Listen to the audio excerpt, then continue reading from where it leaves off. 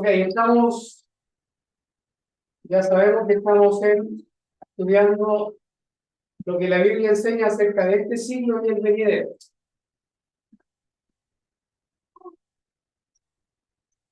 El repaso que hacemos constantemente, ya, por si acaso, repaso para que todos estemos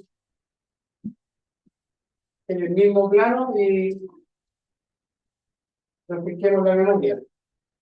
Vimos que en la Biblia se habla de dos siglos. En la Biblia se habla de dos siglos, este siglo y el siglo venidero.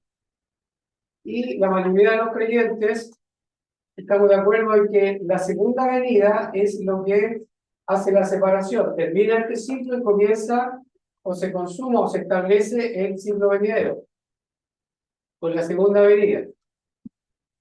Y vimos también que entre nosotros los creyentes, la iglesia, hay grupos, distintos grupos, escuelas escatológicas, que son conocidas algunos como futuristas. Los futuristas son los que tienen en el futuro la segunda venida, el milenio y otras cosas, pero mayormente la segunda venida, futuro, se le llama a ellos futuristas.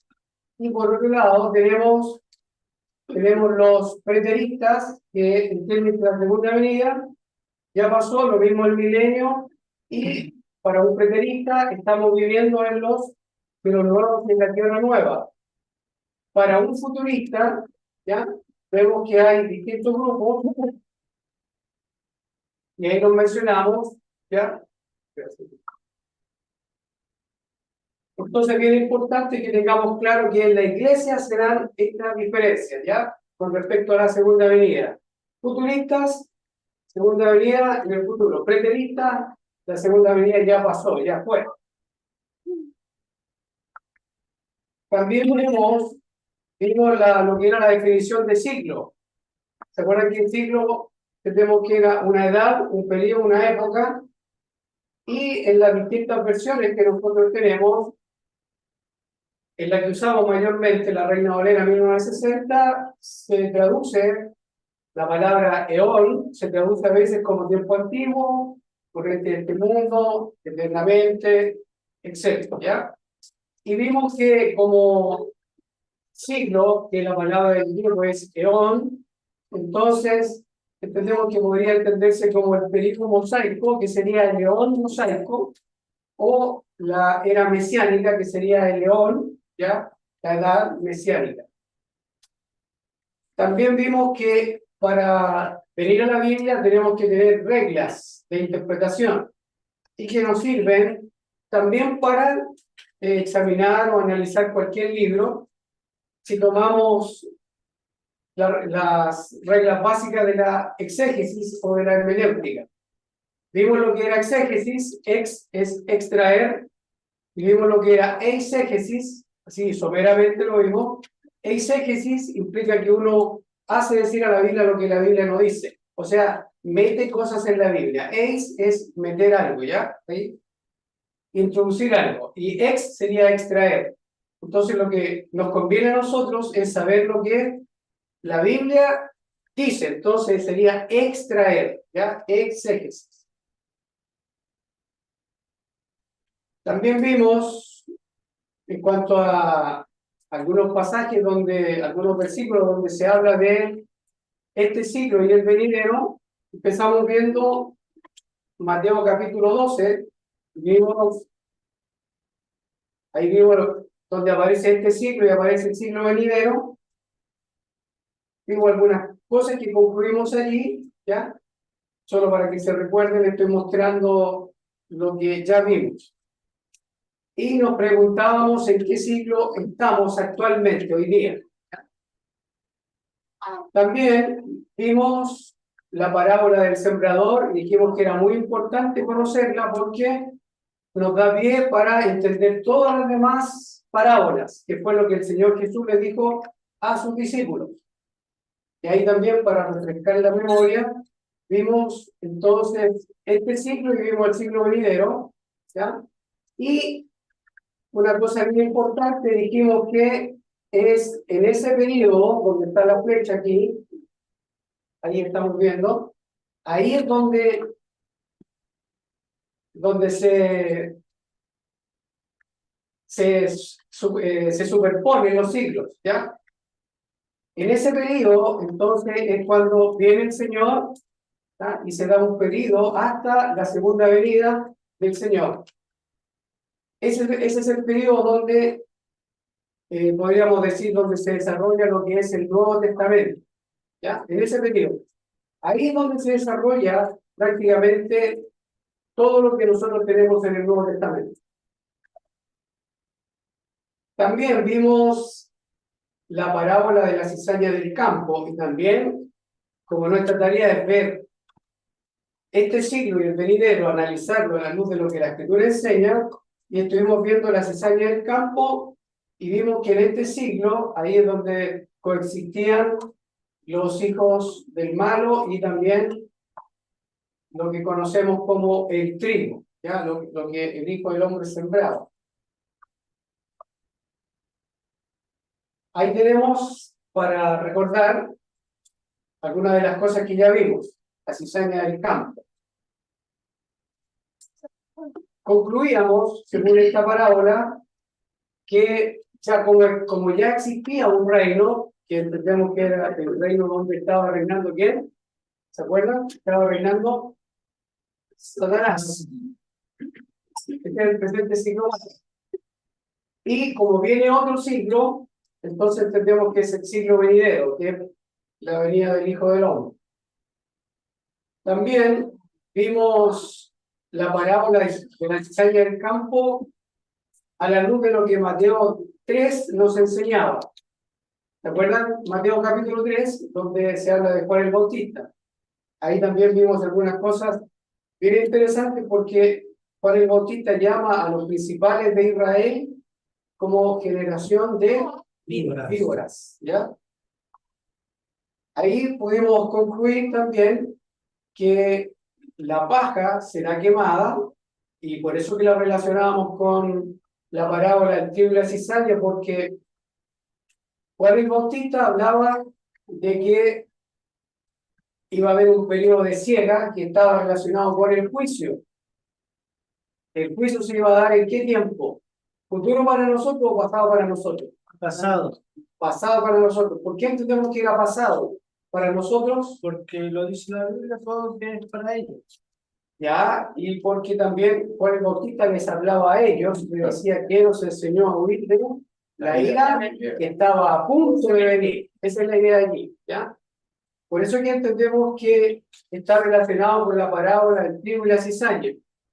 Era un tiempo de juicio que estaba a punto de venir en ese periodo, en ese tiempo, en la generación que vio al Señor, generación donde también estuvo Juan el Bautista y también los apóstoles. Vimos también Mateo capítulo 16. ¿Se acuerdan por qué es importante Mateo capítulo 16? Ahí para que refrescar. ¿Por qué es importante Mateo 16?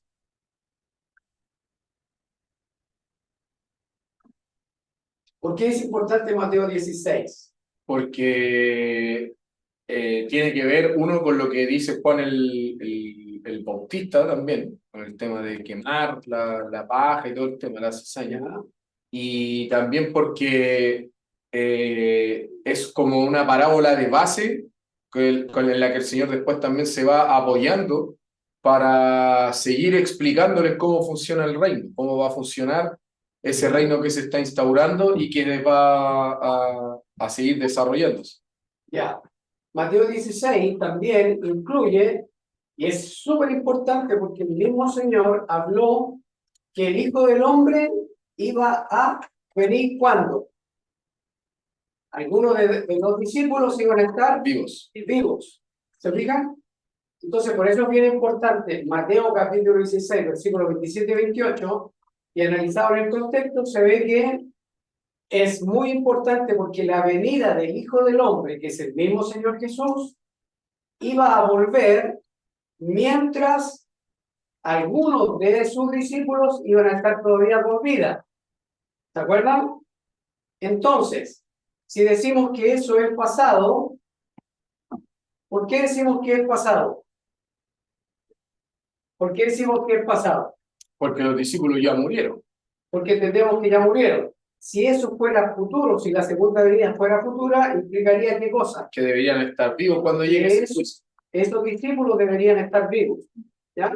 Entonces, es bien importante que entendamos esto, porque ahora vamos a pasar al capítulo 17, porque la semana pasada María José nos hizo una pregunta al respecto de qué pasaba con... ¿por qué algunos piensan que Mateo 16, versículos 27-28, todavía es futuro? ¿Por qué piensan eso? ¿Ya? ¿Cuál es la interpretación que le dan? ¿Por qué es tan distinto a la interpretación que nosotros estamos entendiendo ahora? Y a mí me interesa que tengamos claro lo que dice Mateo capítulo 16, para poder entender por qué otros lo interpretan de una manera distinta. Entonces, recuerden que María José hizo la pregunta. Bueno, lo repito, Mateo 16, 27-28, es importantísimo entender que en el contexto, usando las reglas que nosotros estamos manejando, que son las reglas básicas, entonces deberíamos entender que si el Señor dijo que algunos de los discípulos iban a estar vivos, eso implicaba que el regreso del Señor implicaba que iba a ser en la generación de ellos, no en la nuestra y en un futuro todavía, una generación todavía por venir. ¿Ya está bien? ¿Ya? Sí. Importantísimo entonces que si el Señor dijo que algunos iban a estar vivos y nosotros creemos que ya todos ya murieron, y si Él dijo que en su regreso iban a estar algunos vivos, eso implicaba que el Señor iba a volver en la generación de ellos. ¿Ya? Ok, bien importantísimo. Y también decíamos que al analizar Mateo 16 y también Marcos, capítulo 8, entendíamos que eso ya había pasado, y por la historia sabemos que fue en el año 70, por la historia. Y también sabemos que la profecía de Mateo 24, bueno, muchas otras profecías y enseñanzas del Nuevo Testamento nos daban a entender que eso ya pasó, todo esto ya había pasado. Entonces ahora, y aquí es donde les pido que nos colaboremos, ya nos ayudemos. Y para que se escuche bien para la gente de YouTube, si pueden acercarse los que van a participar, entonces lo más cerca del micrófono. Vamos a ver entonces Mateo 17, que es el capítulo siguiente. Y vamos a ver lo que dice el capítulo 17. ¿Por qué? Porque nos dicen, algunos nos dicen, que en Mateo 16, 27 y 28, el que acabo de explicar, algunos entienden que se cumplió inmediatamente en el capítulo 17. Algunos entienden de eso, entienden que se cumplió ahí, ¿ya? Y por eso lo vamos a leer y vamos a analizar si es que realmente se cumplió o no se cumplió allí, ¿ya? Entonces, ¿qué tal, Ismael, si tú nos lees, por favor, lo que tienes en pantalla? 6 días después, Jesús tomó a Pedro, a Jacobo y a Juan su hermano y los llevó aparte a un monte alto. Y se transfiguró delante de ellos y resplandeció su rostro como el sol, y sus vestidos se hicieron blancos como la luz. Y he aquí les aparecieron Moisés y Elías hablando con él. Entonces Pedro dijo a Jesús: Señor, bueno es para nosotros que estemos aquí. Si quieres, hagamos aquí 3 enramadas, una para ti, otra para Moisés y otra para Elías. Mientras él aún hablaba, una nube de luz los cubrió, y he aquí una voz desde la nube que decía: Este es mi Hijo amado en quien tengo complacencia, a él oíd. Al oír esto, los discípulos se postraron sobre sus rostros y tuvieron gran temor. Entonces Jesús se acercó y los tocó y dijo: Levantaos y no temáis. Ok, Daniela, ¿qué tal si me acompañas tú leyendo estos otros, por favor? Oh, ahí. Y alzando ellos los ojos, a nadie vieron sino a Jesús solo. Cuando descendieron del monte, Jesús les mandó diciendo: No digáis a nadie la visión, hasta que el Hijo del Hombre resucite de los muertos. Entonces sus discípulos le preguntaron diciendo: ¿Por qué pues dicen los escribas que es necesario que Elías venga primero? Respondiendo Jesús les dijo: A la verdad, Elías viene primero y restaurará todas las cosas. Mas os digo que Elías ya vino, y no le conocieron, sino que hicieron con él todo lo que quisieron. Así también el Hijo del Hombre padecerá de ellos. Entonces los discípulos comprendieron que les había hablado de Juan el Bautista. Ok, muchas gracias. Voy a volver entonces para Mateo capítulo 17. Les pido que nos enfoquemos en el capítulo, ¿ya? Versículo por versículo, igual vamos a estar analizando. Y ahí nos vamos a ayudar entre todos. El versículo 1, ¿cuánto tiempo después pasa de lo que ya vimos en el capítulo 16? ¿Se acuerdan que en el capítulo 16 termina diciendo que el Señor les dice a sus discípulos que Él va a volver cuando algunos de ellos iban a estar con vida todavía, iba a volver en la gloria de su Padre y ellos iban a poder iban a poder ver el reino viniendo, ¿ya?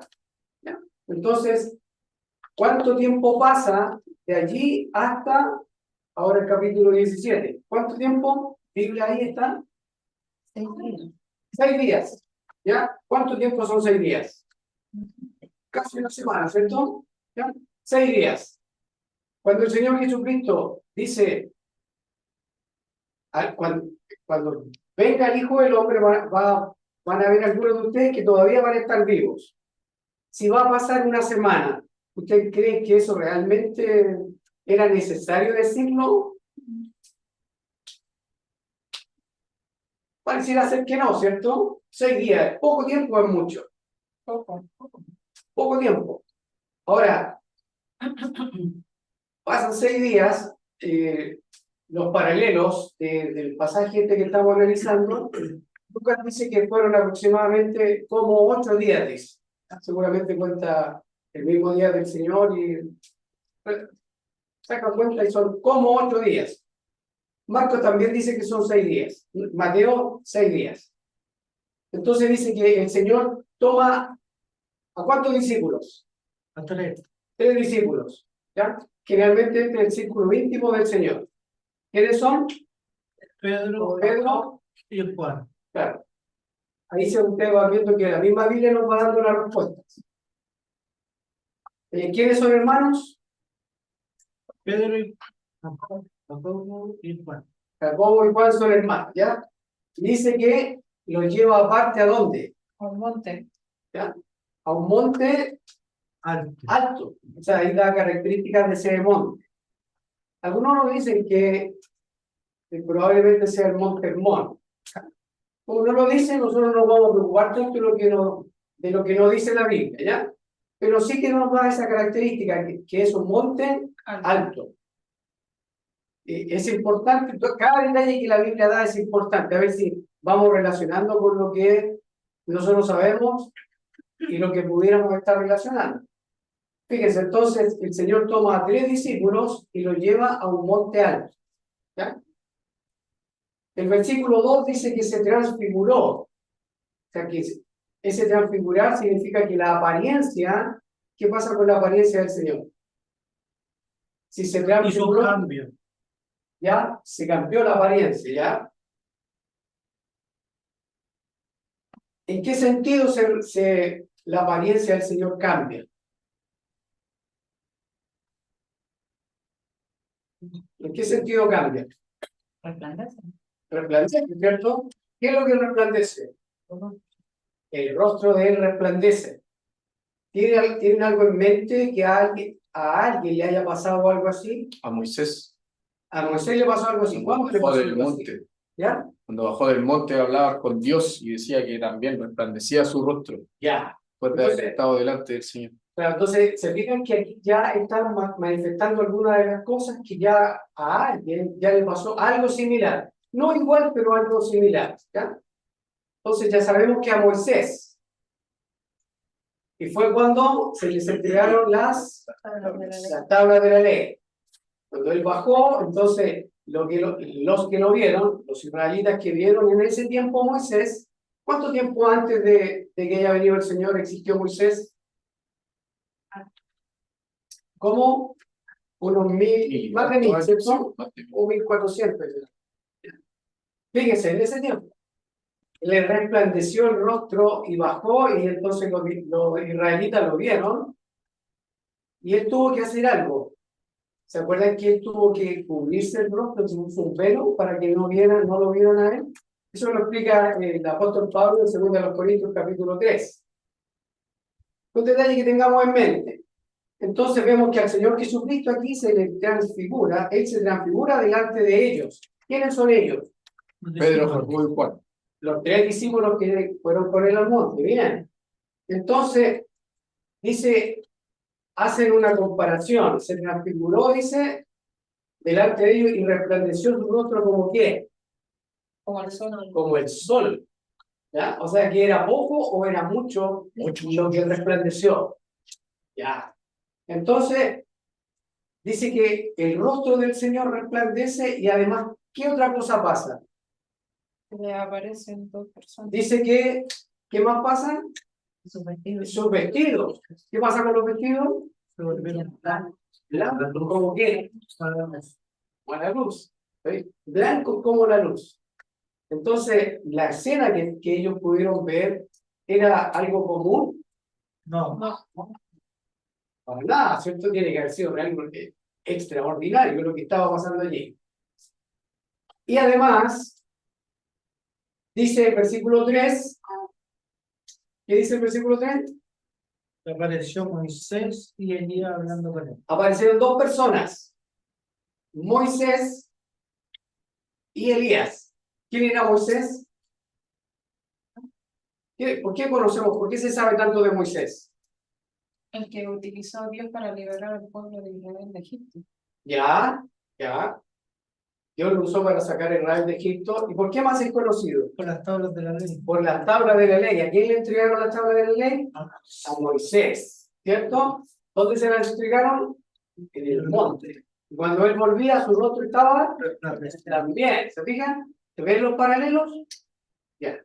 Entonces, bien importante que Moisés está, de alguna manera, según las conclusiones que podemos sacar, es que está relacionado con las tablas de la ley, con la entrega, ¿ya?, que Dios le dio a él, de las tablas de la ley. ¿Qué son las tablas de la ley? Lo que regía al pueblo de Israel en la época en la que Jesús estaba. ¿Ya? Y es conocida como La ley mosaica. como los 10 mandamientos, como la ley mosaica, ¿ya? Las 10 palabras, se le conoce, se dan varios nombres en las escrituras, se le dan varios nombres a los 10 mandamientos. Se le conoce como las 10 palabras, las tablas de la ley, las tablas también se le dice, etc. ¿Ya? Y después dice que el mismo versículo 3, no solo que se aparecen Moisés y Elías. ¿Quién es Elías? Un profeta. El profeta, ¿ya?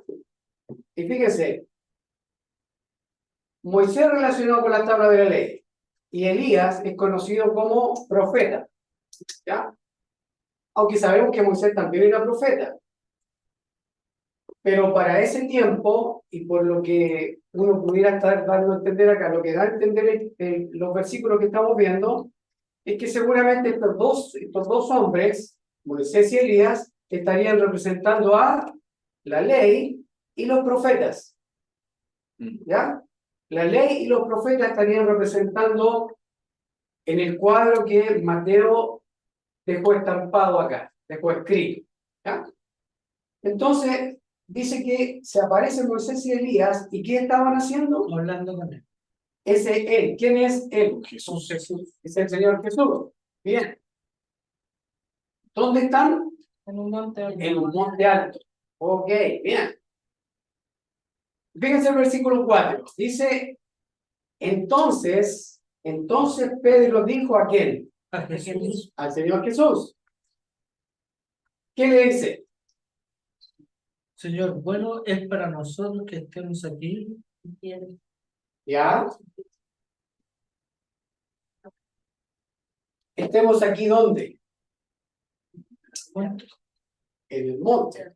Entonces, él hace una aseveración, él afirma algo. Él ve la escena y dice que es bueno. Bueno es para nosotros. ¿Quiénes son nosotros? Los discípulos. Los discípulos solamente. Podríamos entender que también incluye a quién. A Elías y a Moisés. Podría entender que incluye a todos los que están ahí. Bueno, es para nosotros que estemos aquí. Puede ser que se refiere solamente a los discípulos, pero podría ser también que se estuviera refiriendo a todos los que están en el monte. ¿Quiénes están en el monte? Los 3 discípulos, Pedro, Jacobo, Juan, Moisés, Elías y Jesús. Y el Señor Jesús. ¿Ya? ¿Cuántas personas en total? 6. 6 personas estarían ahí.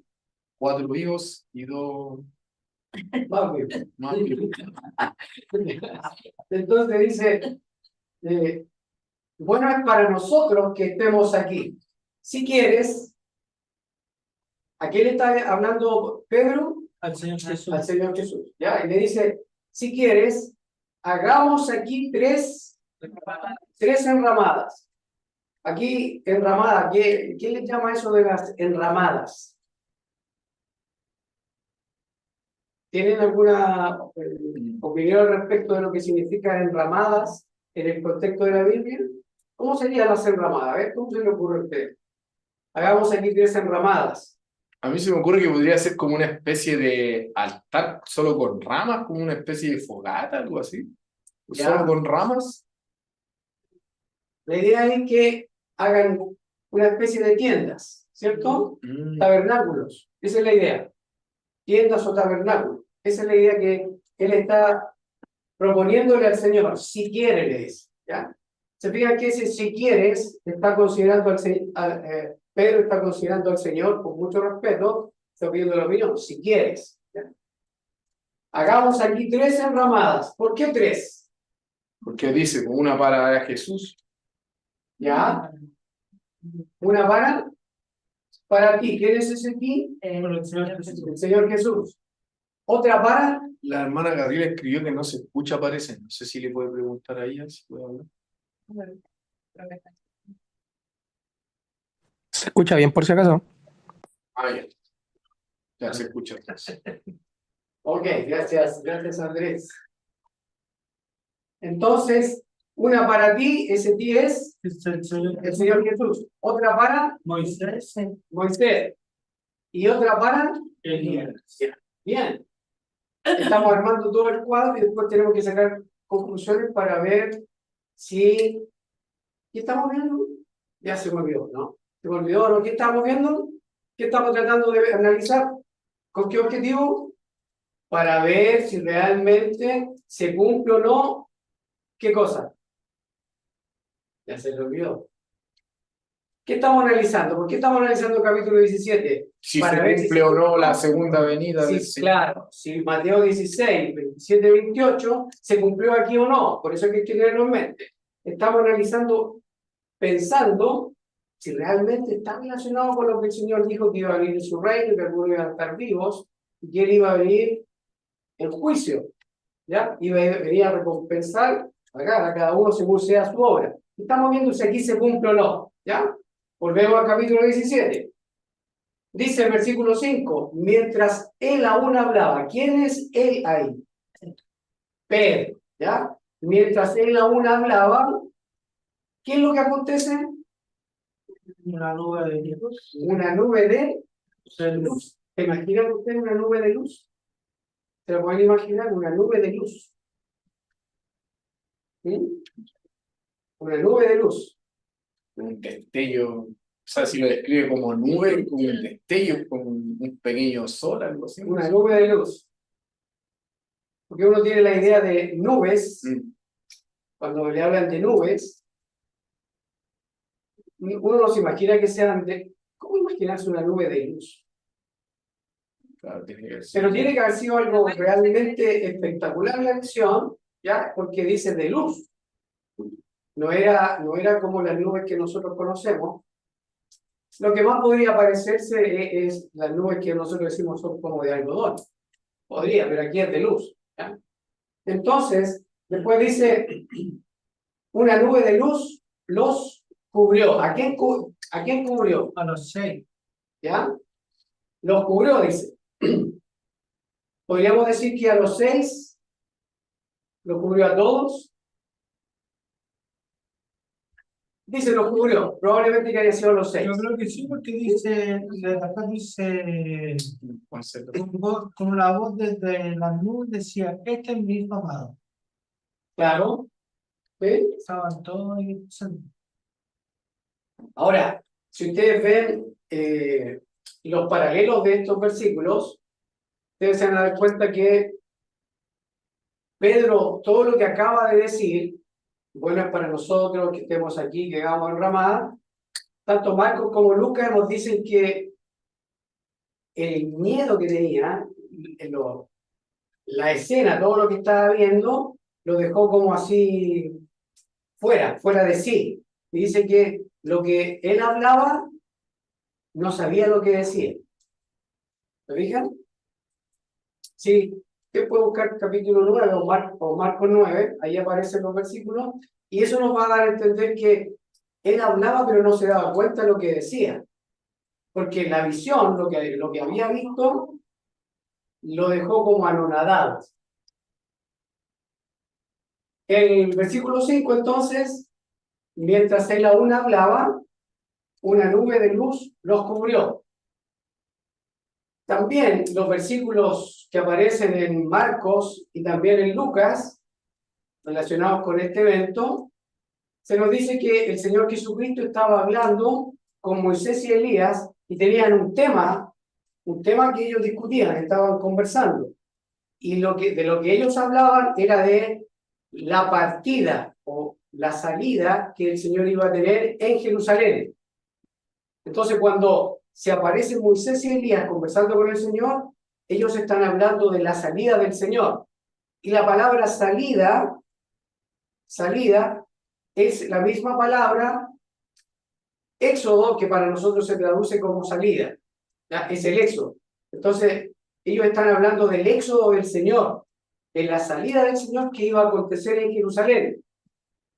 ¿Por qué es importante? Porque si vamos atando cabos, vemos que aparece Moisés, y como había dicho Janet, entonces Moisés fue que sacó a la nación de Israel de Egipto, o sea, lo sacó, implica entonces que el éxodo estaba siendo liderado por Moisés. Y ahora se habla de el éxodo del Señor Jesucristo. Por eso que muchos hermanos, y estamos entendiendo que lo más probable que sea así, que lo que se está hablando acá, lo que se está manifestando, es que iba a haber un segundo éxodo, pero no de Egipto, sino que ahora, como el Señor iba a ir, ¿a dónde iba a ir el Señor? Sí. Dice el éxodo que se iba a dar en Jerusalén y se iba a ir al cielo. ¿Se fijan? Entonces, es probable, y lo más probable que estén conversando Moisés y Elías, conversando con el Señor, del éxodo del Señor que se iba a dar en Jerusalén. Y él iba a morir en Jerusalén, ya lo sabemos. Y de ahí él iba a ascender. ¿Se fijan? El éxodo.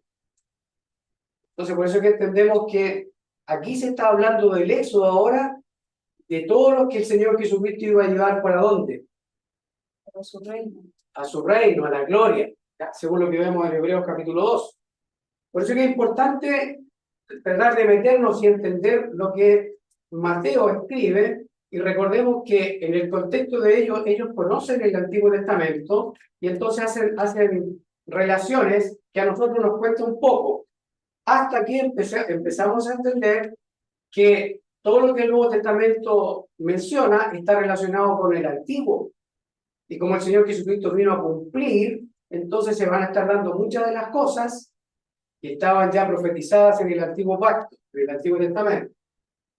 Entonces se fijan que aquí Mateo no nos da esos detalles, pero como hay versículos paralelos, entonces nos da ese detalle que estaban hablando de la salida del Señor que se iba a dar en Jerusalén. Y si es salida, la palabra es éxodo, entonces el Señor también iba a tener un éxodo. Y sabemos que así como Moisés llevó, no solo él fue sacó de Egipto, sino que también a muchos del pueblo, prácticamente todo el pueblo de Israel, y además otras personas que se sumaron, aquí también tendríamos que entender que debería acontecer lo mismo, porque se está hablando del éxodo, del Señor. ¿Ya? Dicho eso, volvemos aquí a nuestro pasaje de nuestro versículo de Mateo. Dice que mientras Pedro estaba hablando, una nube los cubre. ¿Ya? Una nube los cubre y se escucha una voz. ¿De dónde viene esa voz? Desde la nube. Eso lo dice el texto, ¿ya? Desde la nube se escucha esa voz. ¿Y qué decía la voz? Este es mi hijo amado. Este es mi hijo amado. ¿Ya? Lo primero que escuchamos entonces, lo que leemos es que la voz dice, este es mi hijo amado. Y si dice, este es mi hijo amado, ¿quién entonces está hablando? ¿Quién está hablando? Dios. Dios, el Padre, ¿cierto? Sí. Si dice, este es mi hijo, entonces está hablando el Padre. ¿Ya? Este es mi hijo amado. Bueno, este es mi hijo amado también está en el Antiguo Testamento. ¿Ya? También se habla de este es mi hijo amado, está tomado del Antiguo Testamento. Y además, esa voz nos agrega otra cosa más. ¿Qué dice? ¿En quién tengo ¿En complacencia? quién tengo complacencia? Esa frase, esa oración, también está en el Antiguo Testamento. ¿Ya? Y además dice, a él oí. Fíjense, este es mi hijo amado, Salmo capítulo 2. Tú eres mi hijo, yo te he engendrado hoy. Pídeme y te daré por herencia las naciones. Y dice después, ¿en quién tengo complacencia? Eso está tomado del profeta Isaías. Y cuando después dice, a él oír, eso está tomado del Deuteronomio. ¿Ya? Y todo eso apuntaba a una sola persona. ¿Quién? El Señor Jesucristo. ¿Ya? Entonces, tanto en los salmos como en los profetas y en la ley, está citado ahí, Salmo, profeta y la ley, está citado, este es mi hijo amado, en quien tengo complacencia, a él oír. Quiero que vayan siguiendo eso porque es muy, muy lindo. Aquí vamos a poder comprender un poquito más, ya al meternos, digamos, no tan profundamente, pero por lo menos algo empezar a comprender. Porque si la nube los cubre y los cubrió a todos y se escucha esa voz, una voz que toma tanto de la ley, de los profetas y de los salmos y apunta solo a una persona, y esa persona ¿quién es? El hijo amado, que tiene que el padre tiene complacencia en su hijo y que además dice a él oír, y está tomado del Deuteronomio, cuando Moisés le dijo a la nación de Israel en ese tiempo, le dijo, profeta como yo os levantará Dios, ¿ya? Y le dice, a él tiene que escuchar, a él oír, es lo mismo. Y si no lo oyen, el profeta Moisés advierte que ese profeta que iba a venir, si no lo escuchaban, ¿qué era lo que iba a pasar?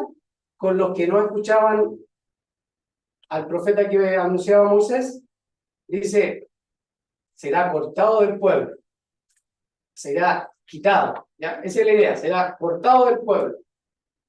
¿Por qué es importante? Por lo que sigue diciendo acá, fíjense, después dice el versículo 6, ¿qué dice? A ver.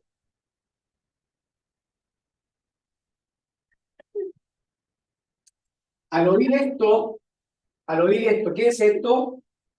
Lo que dijo Dios. Al oír esto, dice, los discípulos, ellos escucharon, ¿ya? Al oír esto los discípulos se postraron sobre sus rostros y tuvieron, ¿qué? Mucho miedo, mucho temor. ¿Por qué podrían haber tenido miedo? ¿Por qué podrían haber tenido temor? ¿Por qué? Imagínense la escena, todo lo que está pasando ahí. Además que una nube, como dice aquí, una nube de luz nos cubre y se escucha una voz. Y esa voz tiene que haber sido la voz de Dios, el Padre. Entonces, esa cena, si tú hubieras estado ahí, si hubieras estado ahí, ¿te habría dado miedo? Seguro que sí, porque algo totalmente fuera de lo común. Entonces, dice, tuvieron gran temor, mucho miedo. Es la voz de Dios. Después dice, versículo 7, entonces Jesús se acercó y los tocó y dijo, levantaos y no temáis. Ese de no tengas temor, no temáis, muchas veces se da en las escrituras, ya hemos hablado acerca de que el temor generalmente nos hace actuar de una manera alocada, no conveniente. ¿Ya? Por eso que no es bueno el miedo. Levantaos y no temáis. ¿Ya? Entonces, si seguimos leyendo, versículo 8. Ismael, ¿qué tal si lo lees, por favor? Y alzando ellos los ojos, a nadie vieron sino a Jesús solo. Cuando descendieron del monte, Jesús les mandó diciendo, no digáis a nadie la visión hasta que el Hijo del Hombre resucite de los muertos. Entonces sus discípulos le preguntaron, diciendo, ¿por qué pues dicen los escribas que es necesario que Elías venga primero? Respondiendo Jesús les dijo, a la verdad Elías viene primero y restaurará todas las cosas. Mas os digo que Elías ya vino y no le obedecieron, sino que hicieron con él todo lo que quisieron. Así también el Hijo del Hombre padecerá de ellos. Entonces los discípulos comprendieron que les había hablado de Juan el Bautista. Ok, gracias, hermano. Analizamos versículo 8 entonces. Ya tenemos en mente lo que hemos visto hasta el versículo 7. Y alzando ellos los ojos, ¿quiénes son ellos? Los discípulos. ¿Ya? Alzando ellos los ojos. Implica entonces que, como había dicho el capítulo, los versículos anteriores, ¿cómo estaban ellos? Envueltos en la luz, En la nube. cubiertos por la luz, Y por el miedo estaban postrados. postrados, o sea, cabeza abajo. Miedo. Mucho miedo. Entonces, dice, alzando ellos los ojos, y dice, ¿a cuántos vieron? Solo a Jesús. Solo al Señor Jesús. ¿Podría indicar algo eso? Dice, a nadie vieron sino a Jesús solo. ¿Implicaría algo eso? ¿Qué es lo que había pasado? ¿Qué dijo Pedro? ¿Qué le dijo Pedro al Señor Jesús? Bueno es para nosotros que estemos aquí y que hagamos 13 enramadas. Y se pone a hablar, ¿no es cierto? Y ahora si lo vemos acá, dice, y alzando ellos los ojos, después que viene, que los cubre la nube y se escucha la voz de Dios el Padre, no vieron a nadie sino a Jesús solo. ¿Quién falta? ¿O quiénes faltan? Elías, Moisés y Faltaría entonces Elías y Moisés. muchas. Porque dice, y alzando ellos. ¿Ellos quiénes son ellos? Tendrían que ser los discípulos, por lo que hemos podido ver. Pero cuando ellos, después que acontece, ¿no es cierto? Y ellos, el Señor le dice, no tengan miedo, ¿ya? No temáis. Ellos miran y ven, ¿qué ven? Solo el Señor. No está ni Moisés ni Elías. ¿Qué podría implicar eso? Que ahora está todo en Jesús, porque si en Él es su Hijo amado y en Él hay complacencia y a Él oíd, entonces ahora todo es Él, la responsabilidad o toda la obra está en Él. Correcto. Él es Él es el Hijo del Hombre, el enviado de Claro. Y se fijan, ¿por qué no está Moisés ni Elías? Porque la ley era temporal, era un paréntesis, ¿no? Hasta que viniera el Mesías. Entonces, cuando el Padre dice aquí, ¿ya? A él oír, este es mi Hijo amado, en quien tengo complacencia, a él oír, y eso lo decía la ley, los profetas y los salmos, implicaba entonces que tuvo que ser un paréntesis hasta que viniera el Hijo del Hombre, el Señor Jesucristo, el Hijo de Dios, al único que hay que escuchar, ¿ya? Entonces, uno podría decir, Pedro, porque ¿qué dijo Pedro? Bueno es para nosotros que estemos aquí y que hagamos 3 derramadas. Y a mí, yo pensaba y decía, esto de juntar a los tres, ¿ya? Ley, profetas y al mismo Señor, la ley, podríamos decir que para Pedro no había problema de que estuvieran los tres, prácticamente. Y fue algo que le costó por ser hecho de ser judío, desprenderse de lo que es la ley, de lo que son los profetas, de lo que son los salmos, y aceptar única y exclusivamente al Señor Jesucristo para un judío era complicadísimo.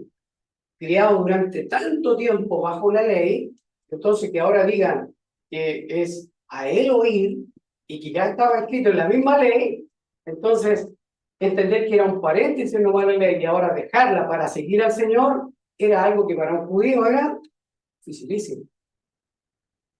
Era muy difícil.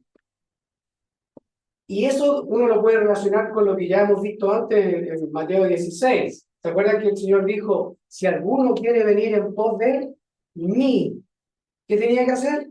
Tome su cruz y sígame. Claro, primero tenía que negarse a sí mismo y después tomar la cruz.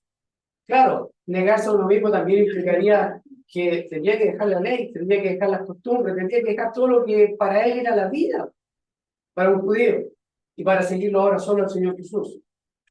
Se capta entonces lo importante que la voz del Padre en ese momento, y además si sumamos las conversaciones que tenían Moisés, Elías y el Señor Jesucristo, estaban apuntando de un éxodo del mismo Señor, y sabemos que ese éxodo del Señor era ir hacia el santuario, al cielo, y justamente al ir al cielo iba a llevar muchos hijos a la gloria. Era bien importante que eso no iba a ser bajo la ley mosaica, sino que iba a ser nada más que si le escuchamos a Él. Ese era el mensaje para ellos. No iba a ser ni por los salmos, ni por los profetas, ni por la ley. Iba a ser si le escuchaban a Él. Y ese oír a Él implicaba obediencia, seguirle, desechando todo lo demás, negándose a sí mismo y siguiendo al Señor. ¿Se ve que es importante? Para un judío tiene que haber sido muy, muy, muy difícil desembarazarse de lo que para ellos fue su vida. La ley, Moisés, ¿ya? Ok. Entonces, a nadie vieron sino a Jesús solo, y eso implica entonces que el Señor Jesucristo bastaba. No había nada más. Por eso en la Biblia vemos que todo creyente, el apóstol Pablo cuando le escribe a los Colosenses le dice que en Él estáis completos, en Cristo. ¿Ya? Están completos. Seguimos. Después del versículo 9 dice, cuando descendieron del monte, ¿quiénes son los que descienden del monte? Jesús y sus discípulos, ¿Ya? los 3 discípulos y Jesús. Correcto. ¿Ya? El Señor les llama al monte. ¿Qué es lo que les dicen? Que no digan nada. No digáis A nadie en la visión. a nadie la visión. O sea, ¿qué significa la visión ahí? Porque ellos vieron Todo lo que pasó en el monte. ¿Cierto? Ese es el tema. Y dice, ¿hasta cuándo? hasta que el Hijo del Hombre resucite de los muertos. Hasta que el Hijo del Hombre, Resucite de los muertos. ¿qué le llama la atención ahí? Hasta que el Hijo del Hombre resucite de los muertos. ¿Qué le llama la atención? Aquí el Señor lo está volviendo, lo repite de nuevo, porque en Mateo 16 también ya lo había dicho. ¿Se acuerdan que en Mateo 16 el Señor dice que es necesario que el Hijo del Hombre muera? Y Pedro le dice, de ningún modo, esto te acontece. Y el Señor lo reprende a Pedro, ¿y qué le dice? Apártate de mí, Satanás, o adversario. Esa es la idea. Apártate de mí, adversario. Porque se opone, le dice, porque no pone la mirada en las cosas de arriba, sino en las de la tierra, las de los hombres. Entonces Pedro, que no tiene claro el plan de salvación, y seguramente no lo dice la Biblia, algunos piensan que podría ser movido del aprecio que le tenía el Señor, pero ese aprecio iba en contra de la misma voluntad del Señor y del plan de Dios. Entonces se convertía en un adversario. ahí podemos sacar aplicaciones también para nosotros, que a veces hacemos cosas que son contrarias a Dios creyendo que no somos, la motivación es producto del amor. ¿Ya? No. Bueno, el punto está en que le dice, no digan a nadie la visión hasta que el Hijo del Hombre resucite de los muertos. Entonces implicaba que el Hijo del Hombre iba a morir y también iba a resucitar. Entonces iban a tener todo ese tiempo donde ellos no podían hablar la visión. El Señor le dijo, no digan nada de lo que han visto hasta, ¿ya? Se capta eso hasta que el Hijo del Hombre resucite de los muertos. Ya le está diciendo que va a morir. Claro. ¿Y qué más podríamos concluir de ahí? A mí lo que me llama la atención es que Jesús le dice una cosa y la pregunta es como, a priori pareciera que no tiene nada que ver con lo que Jesús les dice. ¿Por qué ellos hablan de Elías, que Elías tenía que venir primero? Porque ahí nadie le dice, oye, o sea que vas a morir, Jesús. ¿Cómo eso de resucitar de los muertos? No le responden eso, le dicen, ¿por qué dicen los escribas que es necesario que Elías venga primero? Claro. Entonces, al parecer ellos lo entendieron de otra manera. Ellos entendieron de otra manera o algo, entendieron que ¿por qué le hablan de Elías si él les acaba de declarar que va a morir y que va a resucitar? Entonces, no los impacta eso al parecer. La pregunta por la que están desesperados por saber, la respuesta tiene que ver con que Elías venga primero. ¿Y a qué se refiere ese primero? ¿Primero que qué? ¿Cómo lo entendían ellos? Elías tenía que venir primero que qué. ¿Que quién? Ok, súper. Porque no digan nada hasta que el Hijo del Hombre resucite de los muertos. Y entonces, claro, llama la atención eso de que ¿qué onda con Pedro? Uno dice acá. Entonces sus discípulos, bueno, seguramente tiene que haber sido Pedro, uno deduce, ¿ya? Pero aquí dice sus discípulos. Los discípulos, ¿quiénes son los discípulos de ahí? Pedro, Jacobo y Juan, ¿ya? Le preguntaron, ¿a quién? Al Señor Jesús. ¿Por qué, pues, dicen los... ¿Quiénes?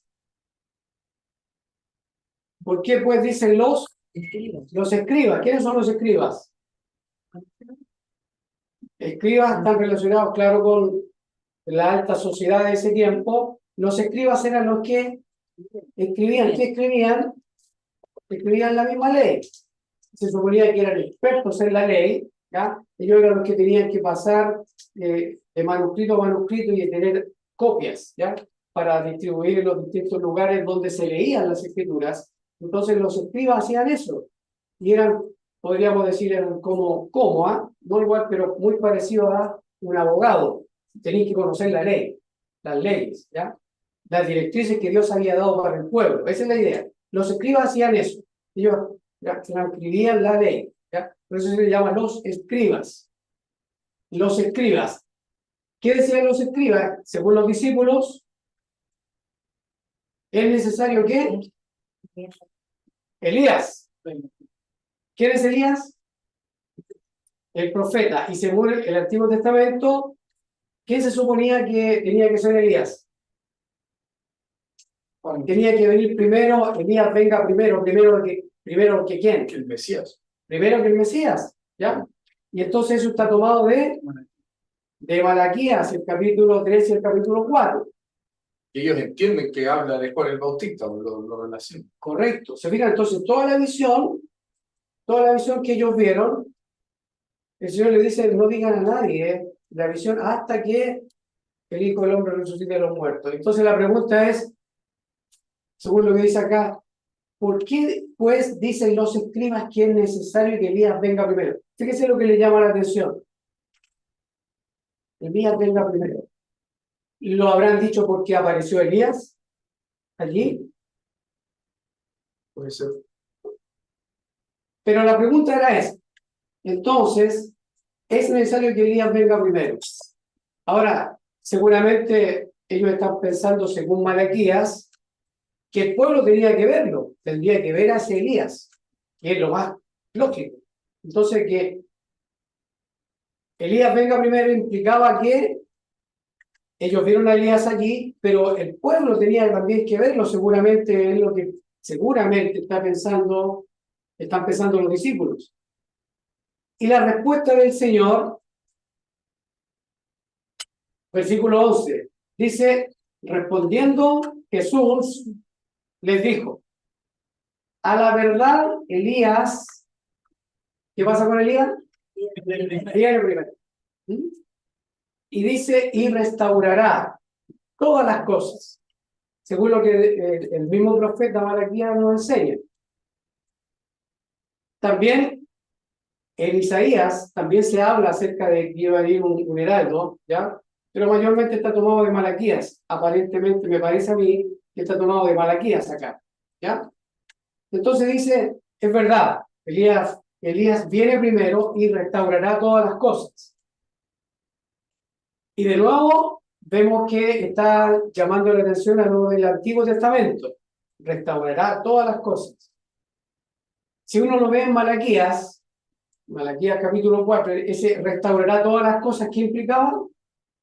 Si alguien lo ha leído alguna vez, o si lo tiene ahí,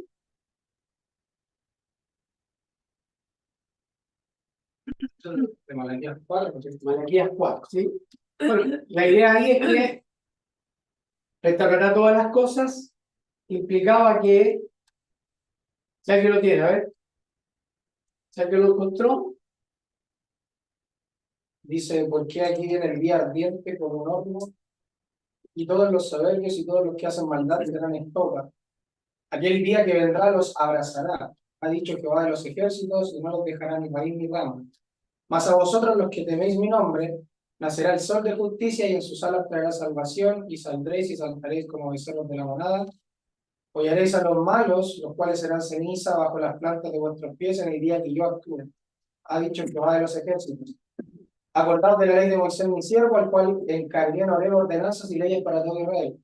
He aquí yo se envío al profeta Elías, antes que venga el día de Jehová grande y terrible. Él hará, volver el corazón de los padres hacia los hijos, y el corazón de los hijos hacia los padres, no sea que venga yo y hiera la tierra con maldición. y ahí está entonces capítulo 4, ¿ya? ¿Se fijan? Entonces hay algunas cosas que Malaquías dice, y acá dice el Señor, restaurará todas las cosas. Y en esa restauración, entonces, esa restauración iba a suceder antes que viniera el día grande de Jehová. Y eso tenía que pasar. Entonces, ese día grande de Jehová, que iba a ser como un horno, implicaba también juicio, según Malaquías, el día grande de Jehová. Ahora, el Señor dice, sí, eso es verdad, tiene que suceder. Pero el versículo 12 da más detalles. Ahí el mismo Señor Jesús, versículo 12 dice, mas os digo que Elías ya vino. Elías tenía que venir antes que viniera el día grande de Jehová, y el día grande de Jehová entendemos por el resto de las escrituras del Nuevo Testamento que está relacionado con el año 70, tiempo de juicio de la venida del Hijo del Hombre. Entonces dice, más os digo, el versículo 12, más os digo que Elías ya vino y no le conocieron, sino que hicieron con él todo lo que quisieron. Así también el Hijo del Hombre padecerá de ellos. ¿Quiénes serían ellos ahí? El pueblo. Ya. Pero mayormente hablando de los principales, de los sacerdotes, de los escribas, etc. ¿Ya? Como antes le había dicho, ¿cómo dicen pues los escribas? Entonces ese ellos, lo más probable es que esté relacionado con los escribas y con la gente que gobernaba, ¿ya? Los potentados, los principales de Israel. Y dice, hicieron con él, ¿ese él quién es? Elías, que sería, después dice, así también el Hijo del Hombre padecerá de ellos. El versículo 13, entonces los discípulos comprendieron qué cosa. Que les hablaba de Juan el Bautista. Entonces, el mismo Señor dice, Elías ¿Es quién? Juan el Bautista. Juan el Bautista. Andrés. En Mateo se dice que Juan el Bautista era voz que clamaba en el desierto, y era lo mismo que se hablaba de Elías. Y también se dice que, bueno, cómo era su comida, etc. Y cuando él es encarcelado, creo que en el 10, Mateo 10, no, en el 11, manda a los discípulos a preguntarle al Señor si acaso había que esperar a otro, si él era el Mesías. Claro. Y el Señor le dice, díganle a Juan lo que han visto, que los cojos andan, los ciegos ven, etc. Y cuando se van los discípulos, él le dice a la gente que estaba ahí, y a los discípulos que también estaban, le dicen, ¿quién era el que fueron a ver al desierto? ¿No era acaso este Elías? Y ahí les dice que Juan el Bautista explícitamente era Elías. Sí. Entonces ya se lo había dicho esta segunda vez, que explícitamente dice que Elías ya vino y que Elías era Claro. Juan el Bautista. Entonces me llama la atención ahora porque entonces dice comprendieron, ya antes no había dicho que comprendieron. Antes el Señor dice, el que tengo oídos para oír, oiga. Sí. Pero no se dice que entendieron ahí los discípulos. Entonces acá, luego de la transfiguración, claro, ahí le dice, comprendieron que les había hablado de Juan el Bautista.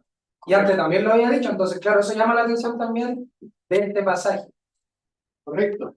Y además, debemos recordar que cuando nace Juan el Bautista, si ustedes recuerdan, Juan el Bautista nace, se le dice que él iba a ir delante de la presencia del Señor.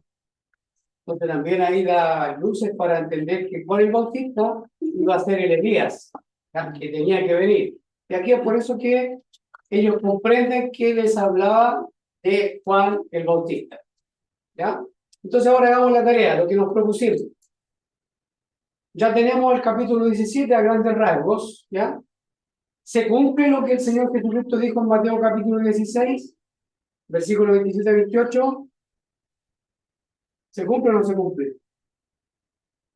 ¿Qué piensan ustedes? ¿Se cumplió acá que el Señor Jesucristo vino en su reino, juzgó, hizo juicio, vieron ángeles, hubo ciegas? Sí. Sí, No, seguro. O sea, aquí no, pero sí, Por eso que estamos preguntando. en esta situación, ¿no? Capítulo 17 de Mateo, entonces, ¿se cumple o no se cumple Mateo 16, 27, 28? No se cumple. ¿Por qué se cumple? Porque no hay juicio, tampoco se ven ángeles que vayan a sacar atar que había que atar en manojos, la cizaña y recoger el trigo en su granero. No aparece nada de eso acá. el Señor tampoco había muerto. Y tampoco el Señor había muerto. ¿Se fijan? Entonces aquí, por ninguna parte da que esto se cumpla. Y esto tenemos que tenerlo claro, en la medida que lo vamos analizando más y más, nos damos cuenta que lo que se nos dice que Mateo 16, 27, 28, y ese argumento mayormente es de, obviamente, futuristas, que creen que la segunda venida todavía es futuro para nosotros. Nos dan ese argumento que en estos versículos que acabamos de analizar nosotros, ¿ya? Que viene un análisis somero, pero nos deja claro que no se cumple Mateo 16, 27, 28, ¿ya? ¿Nos queda claro eso? Ok, ya.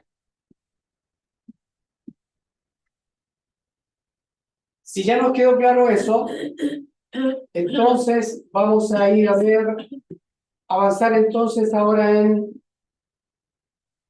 la cizaña del campo a la luz de Mateo, capítulo 21.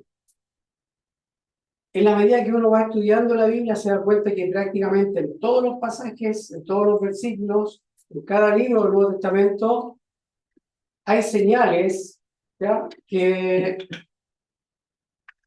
ellos estaban viviendo en este siglo y ese siglo estaba a punto de terminar.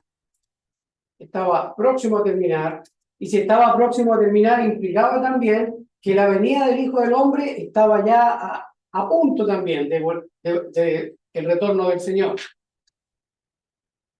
Ahora, cuando el Señor, en Mateo 21, del 33 al 49, sabemos que siempre hay que verlo en su contexto. Ya yo estoy tomando solamente la parábola acá. El versículo 33 dice así. Yare, ¿qué tal si lo lees tú, por favor? Oíd otra parábola. Hubo un hombre, padre de familia, el cual plantó una viña. la cercó de vallado, cavó en ella cavó en ella un lagar, edificó una torre y la arrendó a unos labradores y se fue lejos. ¿Todo? Sí, por favor. Y cuando se acercó el tiempo de los frutos, envió sus siervos a los labradores para que recibiesen sus frutos. Mas los labradores, tomando a los siervos, a uno golpearon, a otro mataron y a otro apedrearon. Envió de nuevo otros siervos, más que los primeros, e hicieron con ellos de la misma manera. Finalmente le envió a su hijo, diciendo, tendrán respeto a mi hijo. Mas los labradores, cuando vieron a su hijo, dijeron entre sí, este es el heredero, venid, matémosle y apoderémonos de su heredad. Ok, estamos viendo entonces la parábola aquí conocida como de los labradores. Algunos le ponen los labradores malvados. Versículo siguiente dice, y tomándole, le echaron fuera de la viña y le mataron. Cuando venga pues el señor de la viña, ¿qué hará a aquellos labradores? Le dijeron, a los malos destruirá sin misericordia y arrendará su viña a otros labradores que le paguen el fruto a su tiempo. Jesús les dijo, ¿nunca leísteis en las Escrituras la piedra que desecharon los edificadores ha venido a ser cabeza del ángulo? El Señor ha hecho esto y es cosa maravillosa a nuestros ojos. Por tanto os digo que el reino de Dios será quitado de vosotros y será dado a gente que produzca los frutos de él. El que cayere sobre esta piedra será quebrantado, y sobre quien ella cayere le desmenuzará. Y oyendo sus parábolas, los principales sacerdotes y los fariseos entendieron que hablaba de ellos. ¿Ya? Entonces, ahí tenemos la parábola. ¿Y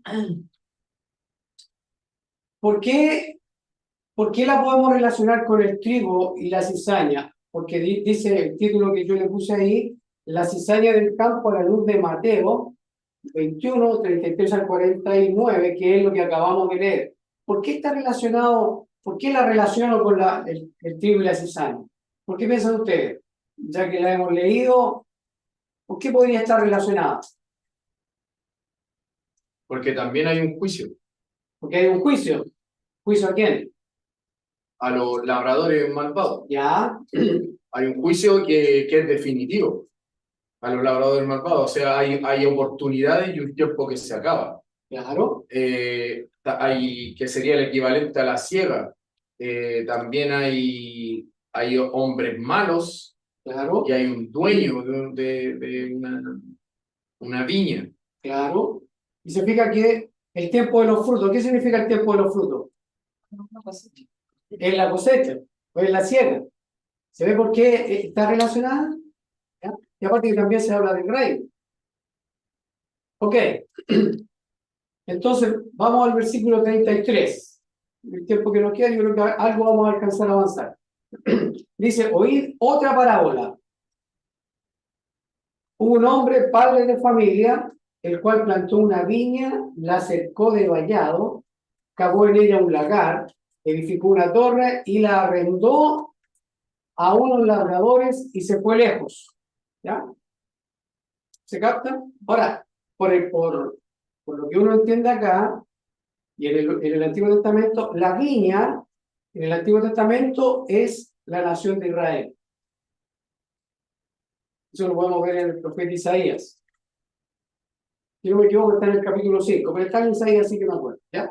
La viña, entonces, es Israel. ¿Ya? Y fíjense lo que dice acá. Dice, la arrendó a unos labradores y se fue lejos. Si son labradores, ¿qué están haciendo en la viña? ¿Qué tienen que hacer en la viña? Si son labradores. Tienen que trabajarla, trabajar el campo y después en el tiempo de la siega, cosechar. Y entonces el fruto, la ganancia, ¿para quién debería ser? Para el Para el dueño, ¿cierto? Claro, por eso que después dice, dice acá, y cuando se acercó el tiempo de los frutos, que es el tiempo de la siega o de la cosecha, envió sus siervos a los labradores para que recibiesen sus Frutos. frutos. ¿Ya? Y es normal, si está la viña y hay algunos que están administrando esa viña, tendrían que dar la parte que le corresponde al amo, al dueño, lógico, ¿ya? Por eso que está relacionada con la cizaña, con la parábola del trigo y la cizaña, con la cizaña del campo. Ahora, estos labradores nos da a entender que se refiere a los que gobiernan el pueblo. Son los gobernantes, son los escribas, los fariseos, los principales de la nación. Y mira lo que pasa. Dice, cuando se acercó el tiempo de los frutos, envió sus siervos a los labradores para que recibiesen sus frutos. Pero, o más, los labradores, tomando a los siervos, a uno golpearon, a otro mataron y a otro apedrearon. Envió de nuevo otro siervo, dice, más que los primeros, e hicieron con ellos de la misma manera. Finalmente les envió ¿a quién? A su hijo. ¿Y qué dijo? El gran, eso es lo que, claro, la parábola, ¿ya? Pero los labradores, cuando vieron al hijo, ¿qué dijeron? Este es el heredero. Este es el heredero ¿de qué? De la viña, ¿cierto? De la tierra, ¿ya? Y ellos dijeron, este es el heredero. ¿Y qué más pensaron? Venid y matemos. Matémoslo. Y apoderémonos de su heredero. Se capta, ¿ya? Esto es lo que los labradores pensaron. Empezaron a matar a los siervos que la enviaba. ¿En qué tiempo los enviaban? Claro, porque ya se acercaba la siega, estaba ahí, ya. ¿Se fija? No pueden enviar porque dice, se acercó el tiempo de los frutos. Entonces no es que recién se la arrienda, no, se acerca el tiempo. El tiempo de los frutos. Y estos labradores empiezan a matar a aquellos que les envían. Recordemos entonces que está cerca el tiempo de los frutos, el tiempo de la siega. ¿Ya? Entonces después dice, y tomándole le echaron fuera de la viña. ¿A quién? Al hijo que había enviado, y le mataron. Cuando venga pues el señor de la viña, cuando venga pues el señor de la viña, cuando venga pues el señor de la viña, ¿qué hará a aquellos labradores? ¿Qué hará a aquellos labradores? Eso es lo que el Señor en su parábola pregunta ahora. ¿Qué hará a aquellos labradores? Le dijeron, a los malos, ¿qué hará? Destruirá sin misericordia y arrendará su viña a los. Eso contestaron. Eso lo que le contestan al Señor. Dice, y arrendará su viña a otros labradores que le paguen el fruto de su tiempo. ¿No? Me voy a detener ahí porque yo creo que hasta ahí más o menos queda claro. El versículo al final dice que dice, a ver, ahí estaba, ahí, el último. Y oyendo sus parábolas, los principales sacerdotes y los fariseos entendieron qué cosa? La de él. O sea, la parábola la entendieron. Dijeron, está hablando de nosotros. ¿Se fijan? ¿Se fijan por qué es importante? Ahora, en la misma parábola, el retorno, porque dice, cuando venga, el versículo 40, cuando venga pues el señor de la viña, ¿qué hará a aquellos labradores? Cuando venga, ¿esos labradores iban a estar vivos o iban a estar muertos? Vivo. Vivos. Tendrían que estar vivos, porque si está en la parábola, ¿ya? Entonces ellos tendrían que estar vivos. Y lo otro que se lo toman personal ellos. correcto. Se lo tomaron personal y entendieron que hablaba de ellos, o sea que son culpables de haber matado al hijo del dueño de la villa. De la Correcto. viña. No solo al hijo que fue Al lo hijo peor, también. sino que también a todos los siervos que envió Claro. cuando ya estaba a punto de ir a sierra. Entonces, en la parábola, el Señor les está diciendo que eso iba a acontecer en vida de los mismos labradores. Y ellos entienden que habla de ellos. Y de aquí se deduce, y para mí está claro, que tendría que acontecer en la generación de ellos que entendieron que el Señor se estaba dirigiendo, por medio de la parábola, le estaba hablando a ellos. ¿Se capta ahí? Sí. Entonces, cuando venga el Señor de la viña, eso está relacionado con la segunda venida. Y la segunda venida, por muchos textos y también por parábolas como esta, entendemos que la segunda venida del Señor tenía que darse en la generación de ellos, de esos labradores que mataron a los siervos, a los profetas. Eso lo dice ya después en Mateo capítulo 23, que el Señor había estado enviando. Y además que mataron al hijo y lo pusieron, dice, fuera, fuera. Lo llevaron fuera y lo mataron. Y eso es lo que aconteció con el Señor. ¿Se fija cómo cuadra todo? Y eso ya pasó. No tenemos que estar esperando que suceda, porque ya pasó. La segunda venida ya fue. ¿Ya? No sé si tiene algún comentario allí. Sí. Ahora, fíjense, dice el versículo 42. Dijo que alguien tiene un comentario y dijo sí, y yo te digo. No, lo que yo iba a decir salió gracioso. Es que o sea, entendemos que no por este texto, por otros más, que ya que por todas las advertencias que se dan en el Nuevo Testamento, ya vino el Señor de la viña a matar a los que mataron a su hijo. Ya eso ya sucedió. Sí. De hecho, ellos se identifican, así que estaban advertidos. Correcto. Ya. Ahí, o sea, entendiendo que esta parábola se la estaba diciendo el Señor Jesucristo a todos los que estaban ahí en tanto a Cristo. Correcto. Estaban los escribas, a los fariseos, todos ellos. Ahí todavía no moría el Señor Jesucristo. Todavía no. Entonces, ¿cómo ellos entendieron que estaba hablando de ellos si todavía no pasaba eso? Si lo estaba hablando de forma profética que iba a pasar, o él ya sabía lo que tenían en el corazón. Entonces, me genera eso así como... Sí. Aparte que ellos ya habían intentado ya contra el Señor muchas veces. Y aparte también que la nación de Israel fue la causante de la muerte de todos los profetas que Dios envió. Pero ahí él estaba hablando como de forma profética también ahí, de que lo iban a matar. Claro. Claro, estaba revelando el corazón de ellos. Sí, que igual es bueno ver que el Señor, porque la Escritura no se nos da la muerte de todos los profetas.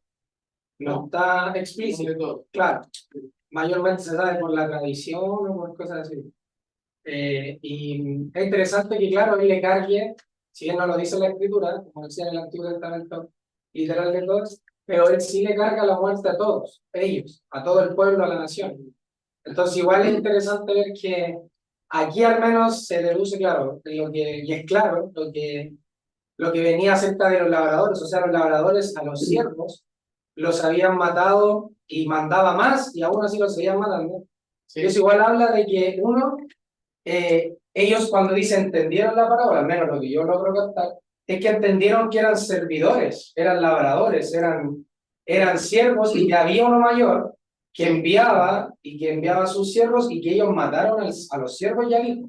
Sí. Entonces me imagino que cuando lo entienden, también debe haber sido, no sé si revelador o se habrán arrepentido, no creo, pero sí habrán entendido de que ahí les vuelve a reafirmar que él es el hijo, porque él lo entienden, entienden que él es el hijo.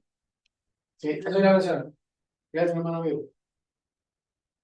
Otra cosa que vemos en el versículo 42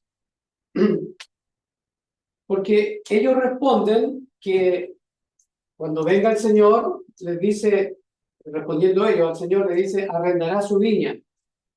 Después de haberlos castigado, de sin misericordia, los destruye sin misericordia, dice, arrendará su viña a otros. ¿Ya? Claro.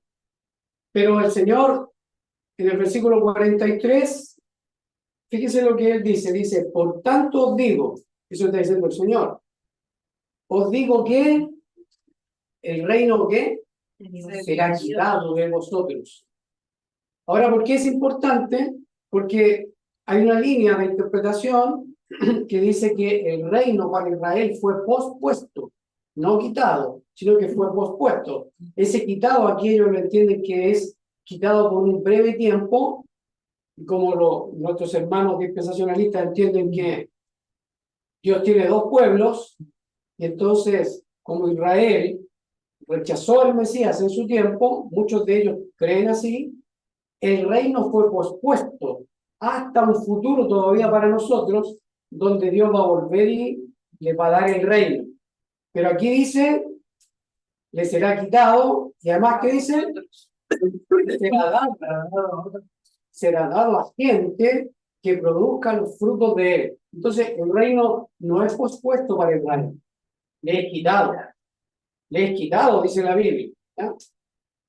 Y además, que dice, y será dado a gente, y está hablando el Señor, dice, le será dado a gente que produzca los frutos de él. O sea, está asegurando que ese otro pueblo, a quien le será dado el reino, ellos sí que van a dar los frutos de él. Y ese pueblo es la iglesia, ¿ya? La iglesia del Señor.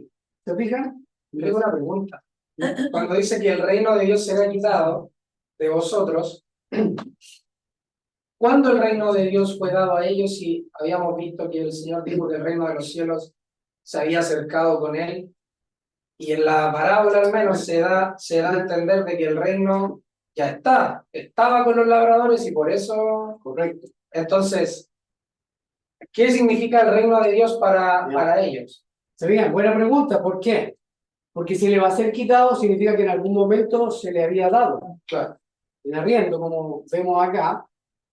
Y si uno lo ve, y ahí uno tenía que ir de nuevo al Antiguo Testamento, y podemos ir, por lo menos, en varios pasajes, pero el que, contestando y que creo yo que cumple mejor en cuanto a respuesta, es Éxodo capítulo 19. Porque el Señor le dice a la nación de Israel, ¿ya? Que ellos iban a ser reyes y sacerdotes. ¿Ya? Vosotros me seréis un reino de reyes y sacerdotes. Sí, ¿ya? Le obedecían. Y Éxodo 19 está antes de la entrega de la ley. Entonces, en la entrega de la ley, ¿ya? Ellos se convirtieron en el reino de Dios. ¿Se capta? Porque si es un reino, ¿ya?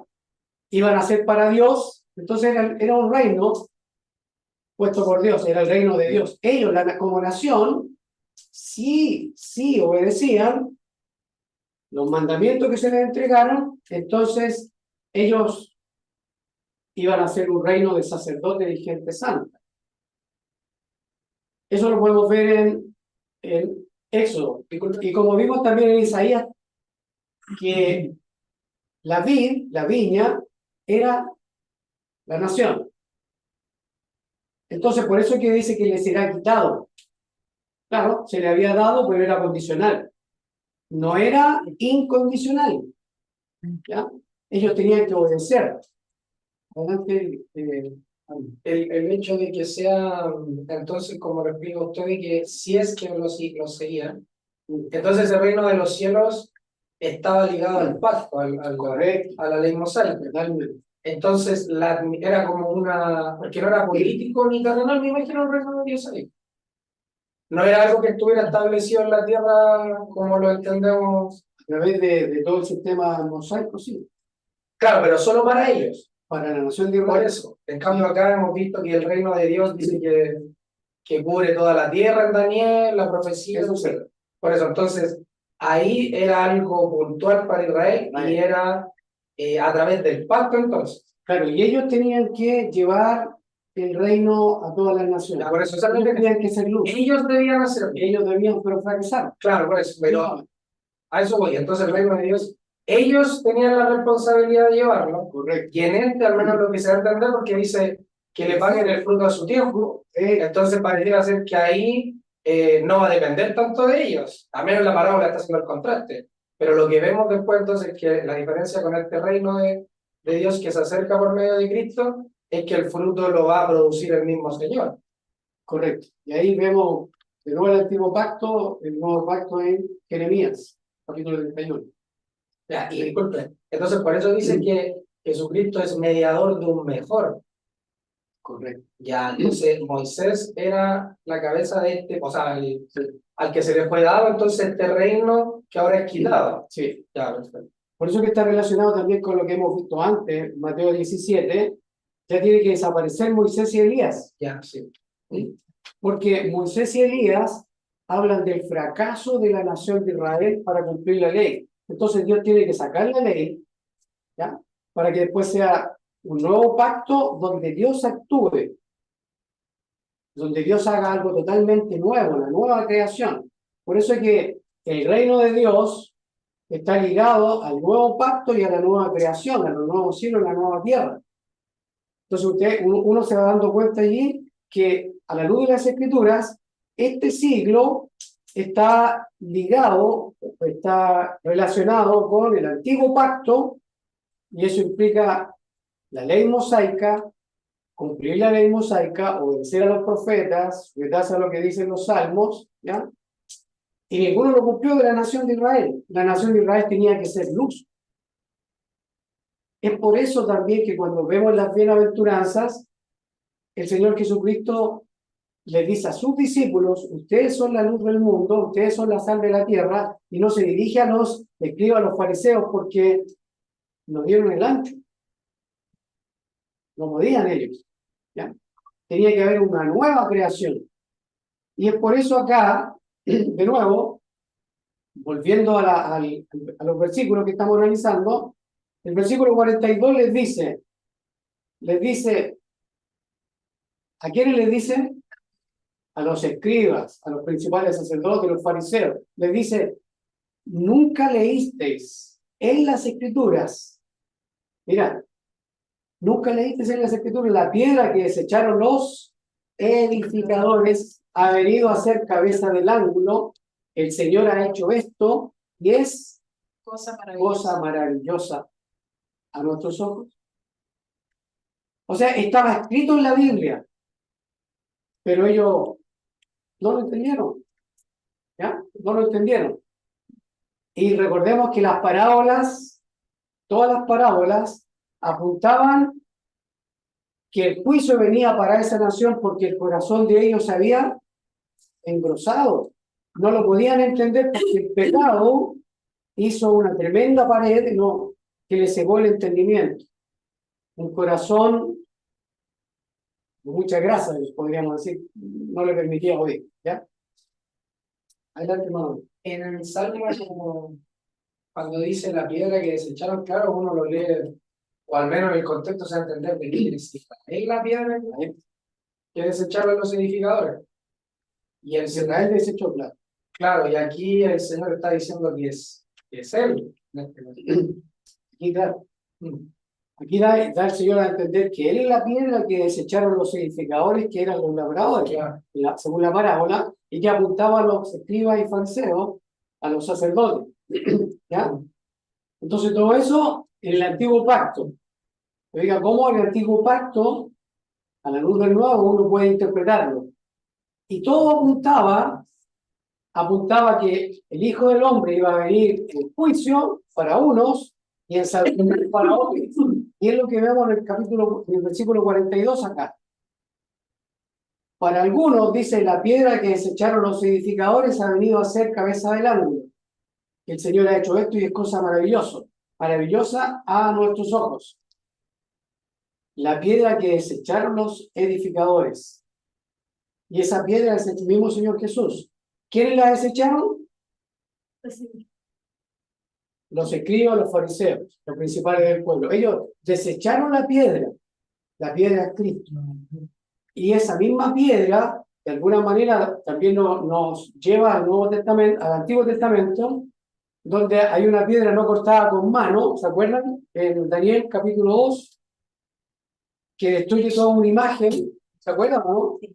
Ya, esa piedra no cortada con mano también está relacionada con el Señor Jesucristo, y acá la piedra que desecharon los edificadores, ¿ya? Todo apunta al Señor Jesús. Entonces, cuando vemos en el versículo 44, dice, y el que cayere sobre esta piedra será quebrantado, y sobre quien ella cayere, le desmenuzará. ¿Qué dice el versículo 44? Se entiende allí que salvación para unos, juicio para otros, destrucción, perdición. ¿Se capta, no? Claro, porque dice, y el que cayere sobre esta piedra será quebrantado. Y toda la gente de Israel, todos los salvados en ese tiempo, claro, se postraban, eran quebrantados, el corazón de ellos se compungía y podían decir, varones hermanos, ¿qué haremos? ¿Se acuerdan de ese capítulo 2? Varones hermanos, ¿qué haremos? Compungidos de corazón, se quebrantaron. Eso igual habla de la dualidad, de la función del Señor de salvar o destruir. Claro, es que siempre que se hable de la venida del Hijo del Hombre, es en salvación y es en juicio, siempre. Salvación y juicio. Y por eso que dice acá, y el que cayere sobre esta piedra será quebrantado. Cae sobre la piedra, varones hermanos, le dicen a Pedro, ¿qué haremos? Y se habla de la generación perversa en el capítulo 2 de Hechos. ¿Se acuerdan? Y sobre quien ella cayere le desmenuzará. O sea, juicio para él. Y oyendo sus parábolas, los principales sacerdotes y los fariseos entendieron que hablaba de ellos. Por eso entendemos que está relacionado entonces todo con... Y que cuando dice que ha venido a ser cabeza del ángulo, también me da a entender de que está diciendo que el fundamento del reino va a ser traspasado ahora es él. Sí. No es el antiguo pacto que era ellos debían hacer, correcto, sino que ahora el fundamento es él. Sí, la ley y los profetas salen, claro, y se instala la piedra angular, y de ahí se edifica. Porque nadie puede poner otro fundamento que el que está puesto, el cual es Jesucristo. Eso lo dice Pablo en Corintios. ¿Ya? Entonces, ahora, para resumir y terminamos, acá, entonces, si terminamos con el esquema que estamos siguiendo con este ciclo, ¿ya? Vemos lo que sucede en este siglo según la parábola que acabamos de ver. Mateo capítulo 21, del 33 al 49. Los principales sacerdotes y los fariseos entonces entendieron que la parábola se refería a ellos. El reino les sería quitado a los principales, ¿ya? A los gobernantes del pueblo. Estos principales del pueblo mataban a los que eran enviados, ¿ya? A recibir el fruto de la viña. Incluso, dice, mataron al hijo del dueño de la viña. Eso como conclusión. No puede sacar más conclusiones, pero básicamente es eso. Ahora, cuando viene la siega, según lo que acabamos de ver, entonces, estas son las notas que yo puse aquí, ¿ya? Para que ustedes le echen una mirada. En este siglo sucede todo lo que el Señor había dicho en la parábola con respecto a lo que entendieron los fariseos que hablaba de ellos, ¿ya? Este siglo entonces termina cuando la piedra desechada, esa piedra desechada, ¿quién era? El Señor Jesús, desmenuza a los principales del pueblo, ¿ya? Los destruye sin misericordia, y fue lo que según la historia entendemos, y según la misma profecía del Señor en Mateo 24-25, aconteció en el año 70, no hubo misericordia porque fue una tribulación, pero según los escritos que hay, fue algo realmente atroz, ¿ya? Sufrieron muchísimo, ¿ya? Y si después de la venida del juicio, después de la siega, de la venida del Hijo del Hombre, entonces se implica, porque no se menciona, no se dice del juicio venidero, pero se habla de que el reino les sería quitado. ¿ya? Entonces, si le es quitado, significa que aquí en la segunda venida termina el reino de los escribas, los fariseos, o sea, y por lo que hemos entendido también en el Mateo 17, hablando de Moisés y Elías, también todo desaparece, queda solamente el Señor. Entonces se implica en el siglo venidero que el reino de Dios, que en este caso vendría a ser la viña, sería entregada a quienes produjeran los frutos de él, o sea, los quebrantados, los que reciben al Señor.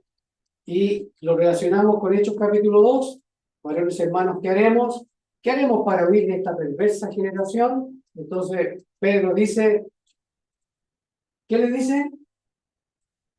Arrepentidos y bauticen de cada uno en el nombre de Jesucristo y recibiréis el don del Espíritu Santo.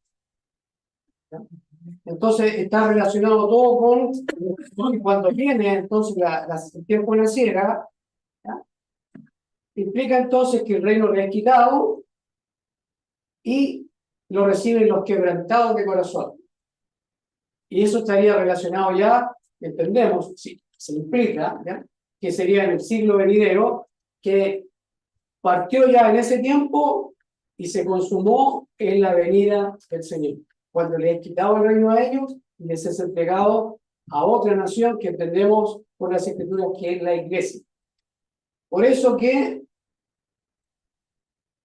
esto entendemos que sucedió en el año 70, en la generación. Como no hay escritos inspirados, según lo que todos entendemos, no hay escritos inspirados, entonces no lo vemos en la Biblia, que eso terminó en el año 70, pero sí lo vemos por escritos de muchos, incluso inconversos, que están en la historia, que relatan la historia, nos dicen que lo que el Señor profetizó y lo que la Biblia enseñaba se cumplió todo en el año 70. Por eso es que nosotros entendemos, los que creemos que ya todo está cumplido, estamos viviendo en el siglo venidero, que es el siglo donde el Señor Jesucristo está gobernándolo absolutamente todo. No esperamos, yo antes esperaba, ahora ya no, para que me quede más claro, no espero una segunda venida, ¿ya? Y entendemos que ya estamos viviendo en plena comunión con Dios por la obra preciosa que Él hizo en la cruz, y fuimos trasladados, así como los que fueron trasladados del reino de las tinieblas en su tiempo, en el primer siglo, también nosotros, por la fe, entonces somos trasladados al reino de su amado Hijo, ¿ya? Y con eso entonces estaríamos concluyendo, ¿sí? Estaríamos concluyendo el día de hoy este estudio, ¿ya? No sé si alguna consulta, y voy a esperar ahora. ¿Alguna consulta? ¿Les queda más o menos claro? ¿Vamos bien? ¿Ya? ¿Nada? Ya. Lo dejamos hasta aquí entonces.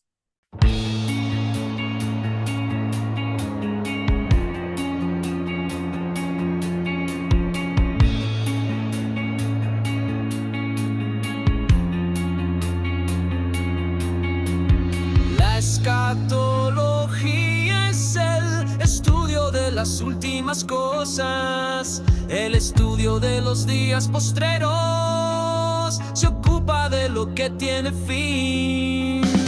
La escatología bíblica aplica lo que tiene un final. Los contrastes en la Biblia claramente enseñan que el antiguo pacto iba a terminar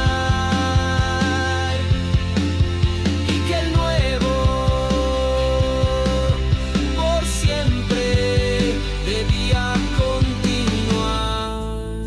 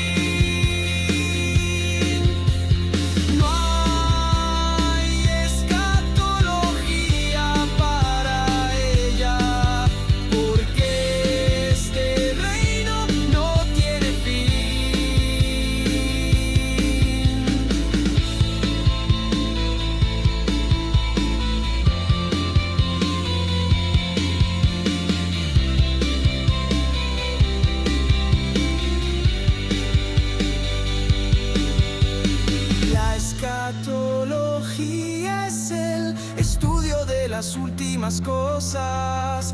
El estudio de los días postreros se ocupa de lo que tiene fin.